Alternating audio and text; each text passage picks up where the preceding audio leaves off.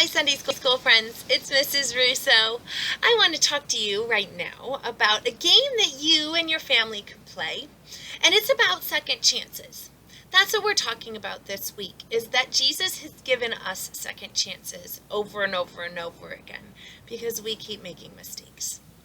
And in the Bible, it says that we want to keep getting second chances, so that means we need to also fess up when we've done wrong to another person, and that we need to ask forgiveness and apologize to them.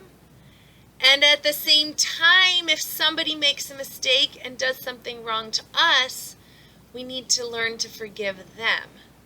This is a great big circle, or like a triangle. God forgives us, so we need to forgive others, so that another person can come back to God too, and not be left with a bunch of guilt and a bunch of bad, yucky, cold, prickly feelings. So we need to continue in that triangle of seeking forgiveness and then also forgiving. So this video, I want to talk about how do we apologize? And what does it look like to forgive? So, you might have this game laying around. It's called Chutes and Ladders. It actually used to be called Snakes and Ladders, but the Americans turned it into Chutes. And my game board has seen better days, but it folds out like this, and it's a big game board. Now, if you don't have a big game board like this, no worries. You've got one printed out in your packet, and you can look at it here. I'm just going to use this big one for our purposes right now so we can see what's going on. You can see what's going on. It really wants to be folded up. Okay, the way this game is played is you spin your spinner and you count your number of squares, well, really rectangles, that you go forward. And if you land on the bottom of a ladder, so like in this situation, she is making cookies. Actually, it's a cake. She is mixing, working hard in the kitchen, and at the end, she gets a cake, and she probably gets to share that with people, which would be really fun. However, if you land at the top of a slide or a chute, this little boy here says, the outside book says he's studying history, but behind it, closer to his eyes, it's really a comic book. And here he is at the bottom of the slide, looking sad and dejected, almost like maybe he didn't pass his history test because he didn't read the material. He was dishonest, and he said he was doing history, but he was really reading his comic books. And now he has to pay the price. He might need to restudy and retake the test. There might not be an option for him to retake the test.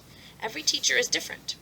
So in this game, you will find a lot of different things, like here at the very, very top. This girl has decided it would be a good idea to scribble on the walls. And her consequence is that she has to wash them. Scrubbing walls is no fun. It is hard work. And depending on what she scribbled on and with what, this might be next to impossible. She might actually be repainting the walls. But now, just repainting the walls or cleaning the walls is not the only thing that Jesus is going to ask us to do in this situation, because these were not her walls. This was whoever's walls owns the house or the structure, whatever building she drew on. So now she needs to apologize and seek forgiveness from whoever's house this was. That's the hard part. Actually, washing the walls, as difficult as it is a lot easier sometimes than asking for forgiveness and apologizing. So what I want you to do with your grown-up is figure out what that might sound like.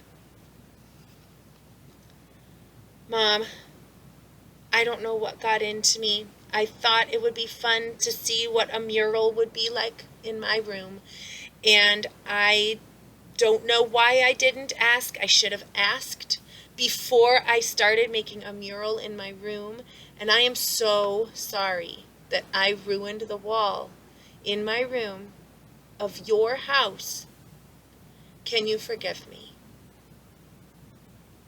Next time I will ask when I get a great idea that I think is a great idea, and we can talk about it together.